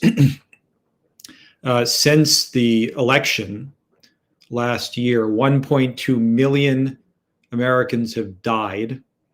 That includes about 400,000 under the final months of the Trump administration. That was a particularly brutal winter for the pandemic, and then 800,000 during the course of the Biden administration. And the Biden administration, which came to office pledging to, as they put it, follow the science, ended up, in fact, implementing the policy demanded by the far right for the removal of all restraints on the spread of the virus, for the ending of the public health emergency, which Biden did. In fact, it moves towards even criminalizing masks. I mean, and now it is treated universally by the entire political establishment, and I would include in that West, Stein, PSL, and the other supposedly left parties who either ignore the pandemic or adapt to the policy of the right. But it's treated by the media, by the Democratic Party, the Republican Party, as something of the past. To the extent the pandemic is ever referenced, as it's in the past tense, even though hundreds continue to die every week. Long COVID, which has impacted untold millions and millions of people worldwide and in the United States, is treated as if it's just not an issue. So it's extraordinary that this is not even a political issue in the election. The Socialist Equality Party is the only political party which is even raising it. But I think it is a profound, I mean, this is the greatest social public health disaster in the modern period, certainly in this century. In aggregate, 25, 27, 30 million people dead worldwide from a disease that could have been prevented if actions were taken by the ruling class, which were dictated by public health, by science, if there was a globally coordinated response. But there wasn't. And why? Because such a response, one, contravened the interests of the corporate and financial oligarchy. Their line was, the cure can't be worse than the disease. That is that the health and lives of the population had to be subordinated to Wall Street. That's what they meant. They used the pandemic to pass the largest bailout of the banks in history, trillions of dollars under the principle that you should never let a good crisis go to waste, enrich themselves enormously. The billionaires in the United States now control $5.5 trillion, up 90% since the beginning of the pandemic. They used a crisis that has been caused such disaster for millions and millions of people to enrich themselves. And now they basically used it to declare public health a thing of the past. I mean, you had the recent statements of JFK Jr., who was being appointed as Trump's healthcare czar. You want to talk about the decay of bourgeois politics? I mean, he's now talking about the need to defluorinate the water. I mean, all sorts of anti-scientific nonsense to end vaccines. Trump has said he's going to put JFK Jr. in charge of everything so he can just dismantle all scientific measures to guarantee health of the population. But it only actually expresses what the ruling class as a whole is doing. Public health with the pandemic, that's the thing of the past. There's going to be no more measures to defend lives. Done with that. They need trillions of dollars for the military. We should stop spending on Social Security, Medicare, Medicaid, healthcare. Let the old die younger. Reduce life expectancy from their standpoint is a positive good. So the eugenicist conceptions, which are expressed not just by the Republicans, but also by Democratic Party officials. Anyway, I think it is a profoundly radicalized. We refer to the pandemic as a trigger event. By the way, we should, since Jerry is raising the IWARFC, it's worth noting that the IC initiated the IWARFC in response to the pandemic and the need to defend lives. And what a powerful response. In the initial months of the pandemic, it was the auto workers who walked off the line in Detroit, over in Canada, and other places to demand public health. There was that response. The ruling class, the media, the trade union apparatus worked to shut it down, to disorient, to suppress opposition, and implement the ruling class policy of now mass death and endless COVID. So I think it is a profoundly radicalizing experience, and it really does have to be worked through. And it's nowhere has there been a political response, including, you know, a audience or a venue for scientists and epidemiologists who are fighting for a real public health policy to express their views. Nowhere outside of the World Socialist website. There's reference to Maring books. All those books are critical. We also have a critical book on the COVID pandemic, which, of course, Evan, you co-edited, which is very, very important. It's a documentary record of the response to the pandemic and what could have been done and what still must be done to save lives. But again, it's impossible within the framework of capitalism, and capitalism cannot be opposed except through the movement of a working class for revolution. And I think, you know, as this experience has worked through and the impact of just a homicidal policy of the ruling class in response to the pandemic, it is fueling enormous anger and opposition in the working class. Joe, if I could just make a quick point following up on what you've said, because I think everything is correct. If you take a step backwards and look at the impact that the pandemic has had on the global population, I mean, the number of dead, the number of people who continue to die is in the tens of millions, excess deaths. And this is going to generate, I mean, it already has, but even in a longer term, immense social opposition. 2010, 2011, there was the Arab Spring. It was noted at the time it was one of the largest regional uprisings in the history of the world. Several years later, and in particular in 2018, 2019, there was an even greater upsurge of the global working class. Chile, Nigeria, all over the world, there were mass demonstrations taking place at the same time. Wasn't located to one region. It was all over the world over issues of social inequality, primarily. The pandemic interrupted that process briefly, put a pause on it, but by no means has it stopped or halted it. And in fact, now I think what we are beginning to see in the development of the class struggle, especially in some of the centers of world imperialism like the United States, is the emergence of, once again, there is no, or I should put it this way, there is no need for the Socialist Equality Party to create the class struggle. That is taking place on a global scale. That is an objective process. And in fact, on a decade by decade basis, the 2020s have already been by far, dating back to as early as data exists over this, largest number of strikes, largest percentage of the world population engaged in some form of social protest. But what's lacking is revolutionary leadership.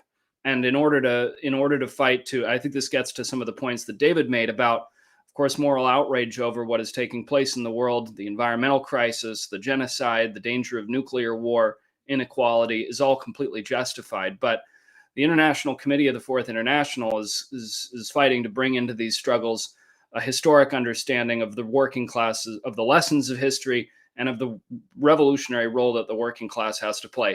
Last point I would make, this is a more urban, more interconnected working class than has ever existed in human history. The first time that a majority of the population lived in a city was in 2008, in all of human history. And so I think we have, yes, this is an extremely dangerous political situation, but it also contains within itself immense revolutionary perspective, potential. That's the perspective that the Kishore White campaign has fought for, and that the party is going to fight for in the aftermath of the election too. Well, I think these are really critical points, and I just briefly on the pandemic. I think Joe really touched on many of the central issues, but this, it has just been an absolute catastrophe. And I think it's as Joe was stressing, it's critical to recall that this was arguably the central issue in the 2020 elections, and it's essentially gone unmentioned over the past year. There's been a massive propaganda campaign to portray the pandemic as over, but as Joe stressed, it is ongoing.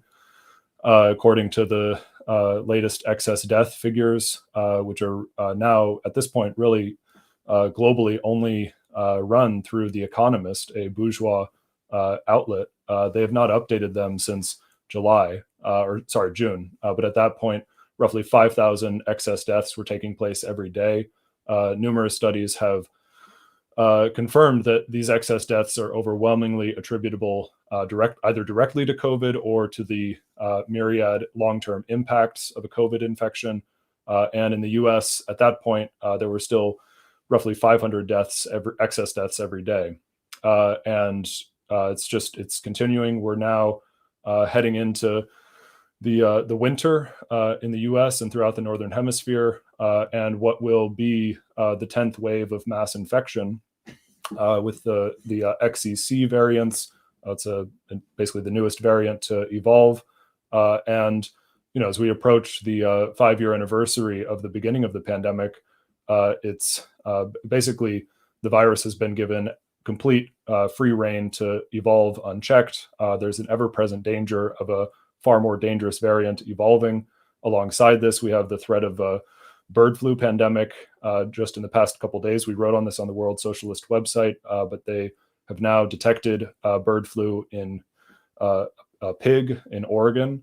And the CDC, the Biden administration are doing absolutely nothing to prevent the next pandemic. And so I think the role of the Socialist Equality Party during this election campaign has been absolutely fundamental. It is the only party which has explained the pandemic and advanced a socialist public health strategy which can stop the pandemic. I think it's important not just to stress that it could have been stopped at the beginning, but that it is still possible to stop the COVID-19 pandemic and to eradicate many other pathogens which are just accepted as endemic by the capitalist political establishment.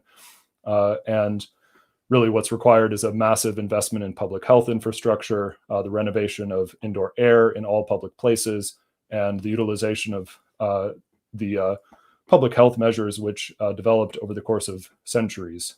So I'd encourage really everyone to go to our campaign website. We have statements on this and to study the record of the World Socialist website. We will be publishing further volumes on our record, but Joe referenced volume 1 of the book, COVID Capitalism and Class War, which is really essential. For our next question, we only have a couple more before we'll conclude the meeting. But I'd like to ask Dave, there's been many questions raised by viewers about the threat of a victory of Trump. So many viewers are asking, what would happen in the event of a Trump victory, and how will the Socialist Equality respond? Could you take up these issues? Well, clearly the aim of the Trump movement, it's beyond Trump, is to develop a fascist movement in the United States. And one of the essential characteristics of a fascist movement is the increasing reliance on forms of extra-constitutional, extra-legal violence, more and more openly directed against the working class. There have been no shortage of fascistic politicians, but fascism as a movement is something quite specific, and it's important to understand in terms of framing a strategy how Marxists have understood fascism. Fascism, its fundamental purpose is the mobilization of the middle class, disoriented sections of the working class against the development of the class struggle, against the development of a socialist movement, against all forms of opposition to capitalism. It seeks to atomize the working class. Now, between what the aims of a fascist movement are and what it is presently in a position to do, there's a substantial difference. The Trump movement, if one asks, has Trump created a mass fascist movement? I do not believe that such a movement now exists. Trump has many of the characteristics of, which one is familiar with in American politics and American history. He's the con man, the snake oil salesman. There's a vast chasm between what he promotes and reality. And that's evident in the slogan of his movement, Make America Great Again. Well, what does he really hope to do? I mean, if one would, his economic and social program is sort of a fantasy, or I might say a nightmarish variation of a Norman Rockwell painting, an America that never was and never can be. I mean, the clock cannot be turned back 50 years, let alone a century or a century and a half. The global position of American capitalism and the world position of the capitalist system as a whole is profoundly changed. And the contrast between that reality and his program will become evident very, very quickly.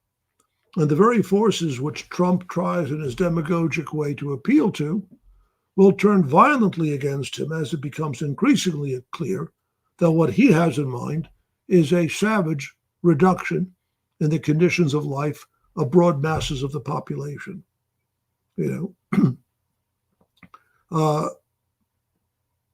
Sooner or later, and I believe sooner rather than later, that is going to become ever more evident. Moreover, fascism is a movement of demoralization, of hopelessness, of despair. That's not where the working class is at. The working class is becoming angry. And that's not just guesses. We see after a long period of social suppression of class struggle, it is coming ever more to the forefront. And we see this in the wave of strikes, the repeated rejection of contracts, which in a certain sense points to the main question in relationship to the struggles of the working class, the fact that the workers are coming more and more into conflict with the bureaucracies which have suppressed the class struggle. These are vast middle-class organizations which exist to function. They function as policemen, but there is more and more an opposition and repudiation of that. So the next period, if Trump does come to power, it will see a massive growth of class struggle, and this is going to have a profound impact on the development of social consciousness. I also want to make the following point. No one should be under any illusion, and this is tied to the arguments of lesser evilism. Well, if only Kamala wins, won't that give us a bit more time? I mean, one can make the argument that when Kamala comes into power, if she wins the election, there will be a nonstop escalation of military operations against Russia, against Iran. I mean, from the standpoint of the Biden administration and Harris, I mean, the major problem of the election is they fear a certain disruption of the political program of militarization which they have evolved. And as I've tried to explain in my previous remarks on the question of war, that is absolutely incompatible with any sort of independent movement of the working class. What must we do? Well, first of all, you don't panic. We must base ourselves on objective tendencies, and the challenge to us, and it was said very well by Lenin in his great pamphlet on imperialism, the answer to imperialism is deeper into the working class, deeper into the development of our forces in the plants, all workplaces. The intensification of the struggle to expand the scope of Marxist politics the expansion of the authority of the World Socialist website, the ever more aggressive and successful use of social media, building our influence as widely as possible under conditions in which masses of people will certainly be looking for another orientation. I think that is, for us, the most critical question. How will we utilize the objective opportunities which are going to emerge from the development of the class struggle within the United States and internationally to build a powerful socialist movement? And one final point. Of course, there will be those who argue that now, if Trump comes to power, all those who oppose him must get together, regardless of program, by which they mean that opposition to Trump should not raise those critical social and economic questions which will alienate the liberals, which will alienate the Democratic Party. No, that's not what history teaches us. What is required is a clarification of the class issues, a clarification of program, policies, the courageous and uncompromising fight for that program. That is how you build a movement in the working class. Revolutionary movements aren't built on the basis of suppressing program, rotten compromises, avoiding harsh truths. You have to say what is. Truth is a powerful, powerful factor in the development of a movement because truth tends to be confirmed by events. And I think we're coming into a period in which we will see a growing interest in serious politics, in serious answers to serious problems. As I said, we're not miracle workers. We don't tell people that you can change the world on the cheap, that you can deal with the problems of war and fascism with bromides, with clever tricks. No, that can't be done. Our movement is a movement of history. It's been a long and complicated course, but historical events have confirmed our perspective, and the center of our perspective is the revolutionary role of the working class. That's the decisive issue. If we are correct, if Marxism is correct, the crisis which is providing shock after shock will radicalize the working class and create the conditions for the development of a socialist movement. We act upon that.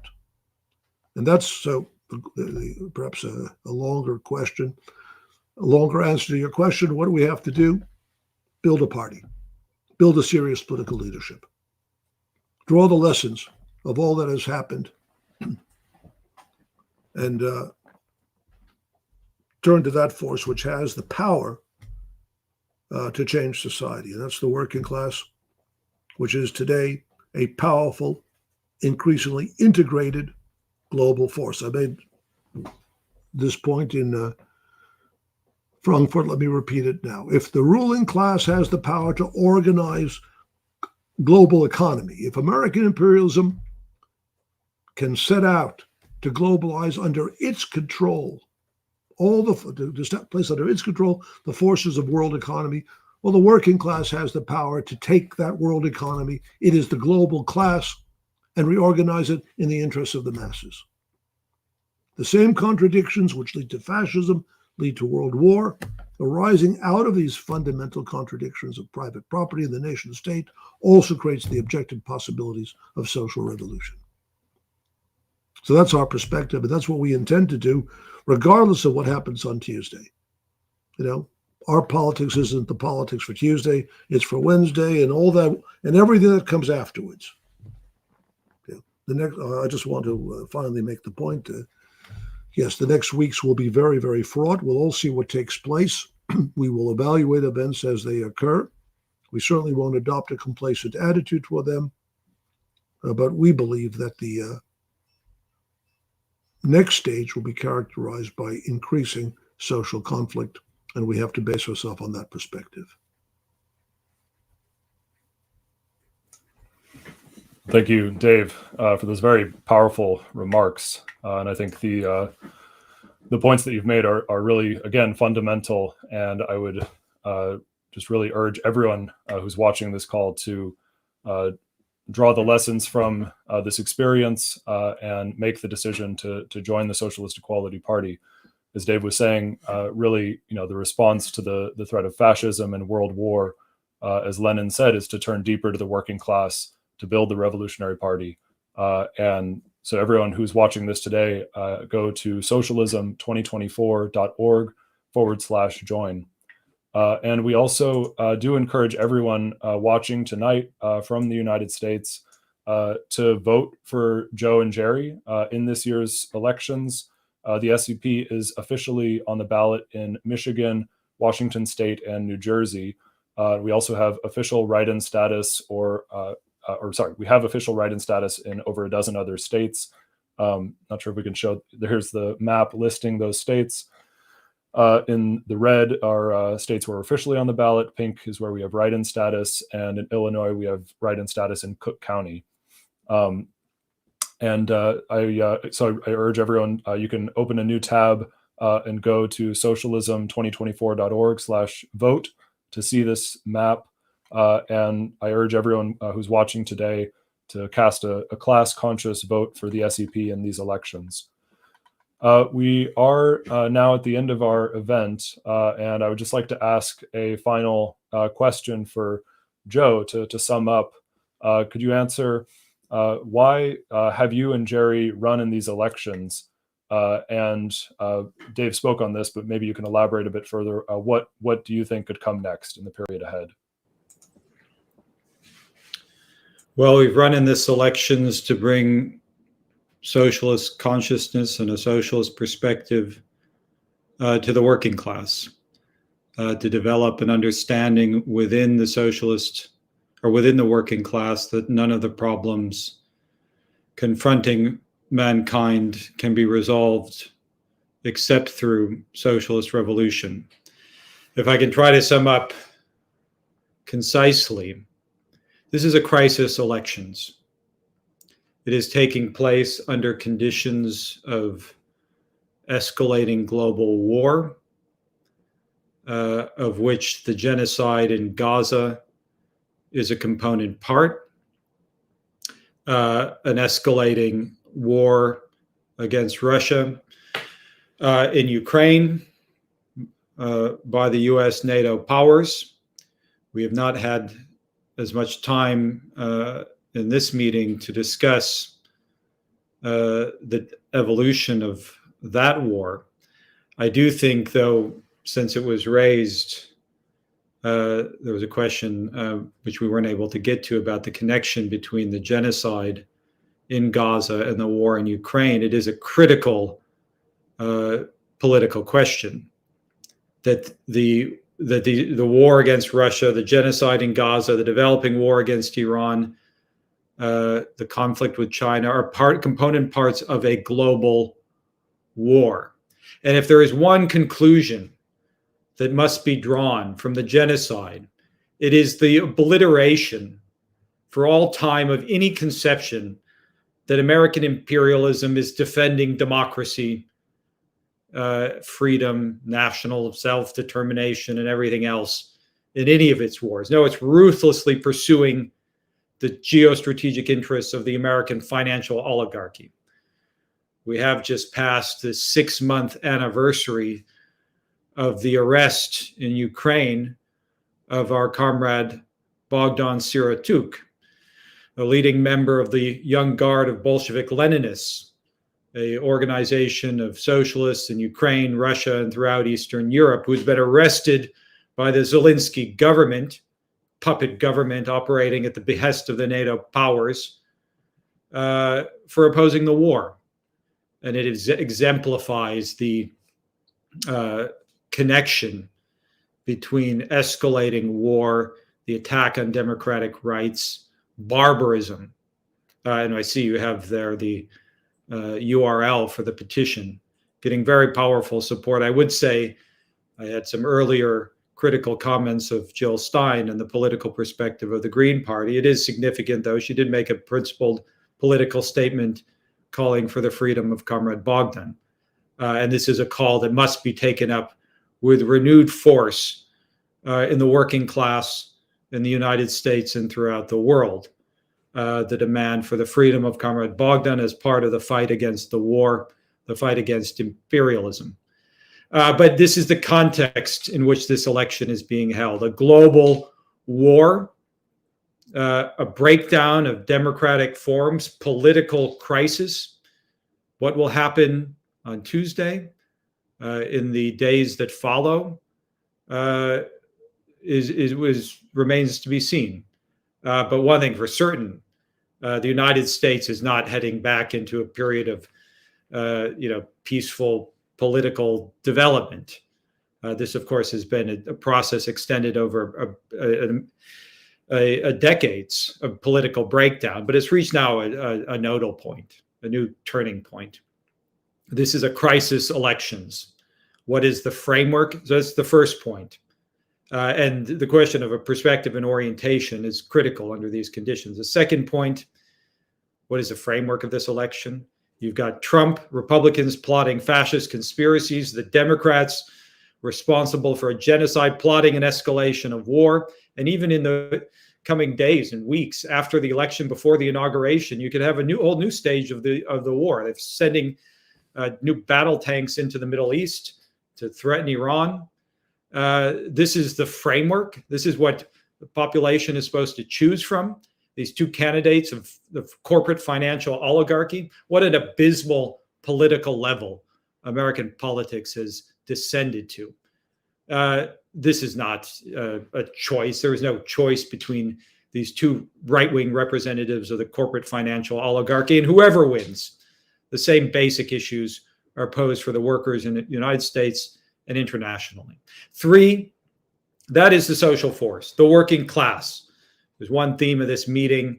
I think that comes out very clearly. The working class is the revolutionary force. The working class is a force that must be organized, mobilized. The turn must be to the working class. And the development within the working class of a political movement, a political program, a political leadership in the United States and internationally. There is enormous anger, social anger, opposition to the war. The war is not popular among workers, any aspect of it. The workers face the consequences of social counter-revolution, the impact of soaring prices, the collapse of social infrastructure, all the manifestations of the subordination of society to the corporate and financial oligarchy. There's enormous anger. That anger has to be given political expression. 4, get involved. 4, this has to be part of an international movement. There is no solution outside of the development within the working class of a international perspective. I did want to make one point because it hasn't really we've been able to address it only briefly, but at the center of Trump's fascist agitation is a vicious attack on immigrants and refugees. Why?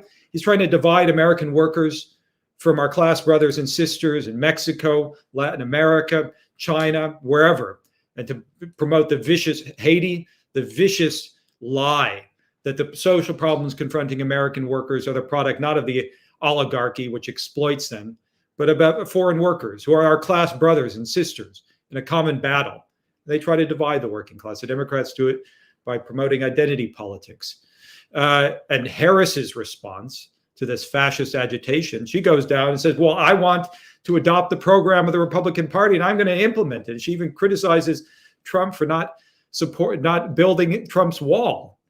This is the response, not to fight to, she doesn't go to Springfield, Ohio to defend Haitian immigrants against the vile fascist slanders, but to the border to insist on the need for keeping out the immigrants and the refugees. This is the framework of American politics. But the point I was making, internationalism, the international unity of the working class, that is our strength. The American working class must be developed. There must be development in the working class in the American working class of a socialist program, and inextricably connected to that is an understanding that its struggles our struggles here in the United States are the same as the struggles of workers all over the world. The fight against war, the fight against the pandemic, against climate change, against dictatorship, fascism, inequality. All of this is a fight against the capitalist system, which has to be developed as an international struggle. 5, that this has to be rooted in history, a perspective. As David was stressing, we don't offer easy solutions. The Socialist Equality Party, the International Committee of the Fourth International, is rooted in a deep and profound history, the history of the Trotskyist movement, great struggles waged in the course of the 20th century for the clarification of political perspective and political program against all forms of revisionism, opposite Stalinism, bourgeois nationalism, which advanced anything but the working class as the revolutionary force. That history has to be brought forward into the present period. And the movement that has to be built has to be rooted in a theoretical, historical understanding. And finally, 6th, we want you to get involved. Please do vote for Jerry White and myself, Joseph Kishore. We're on the ballot. Vote for us. We're not on the ballot. Write in. We want everyone to vote for us, the Socialist Equality Party, to vote to support this program and the perspective of the SEP. But most importantly, we want you to get involved. As Trotsky said, to paraphrase, votes are very important, but they're a means to an end. Our aim is nothing less than the full spiritual liberation of the toilers and the oppressed. That is the issue. And that's only possible through the development of a leadership which fights for socialist revolution. And we want you to become involved in this. If you're listening to this, go right now, fill out the form. If you're on our website, to information on joining the SEP, socialism2024.org/join. If you fill out that form, we will get back to you with information on how you can be involved, what it means to join, how the membership process works, how you can join, and become involved actively in this move. That's the most critical question coming out of our election campaign. Whatever the results of the elections themselves, that is the issue. Join the Socialist Equality Party. If you're watching, again, you agree with what is being said, fill out the form and become involved. Because that, outside of that, what other way forward is there? The development of a revolutionary movement in the working class, the fight for socialism, that the fight against capitalism, imperialism, that is the great question confronting the masses of workers and youth in the United States and all over the world. And to resolve that question means to build a revolutionary leadership. So I'll just conclude with that. We, again, urge everyone here, become involved and take up this fight. Well, thank you, Joe, for that very powerful summation. And thank you to all of our panelists and moderators for this really wide-ranging, comprehensive discussion on the political issues confronting the American and international working class on the eve of the US elections. As Joe was just stressing, these elections are a nodal point in what is a deepening crisis of American and world capitalism. There was another campaign event recently where Dave made the point that we are in an either-or situation. Either the international working class successfully carries out world socialist revolution, or mankind faces the threat of another world war, nuclear war, and the threat of fascist dictatorship. And I think the points that Joe was just stressing are really fundamental, and this entire meeting is really centered on this fundamental point that the international working class is the great revolutionary force in society, but it must be led by a revolutionary vanguard.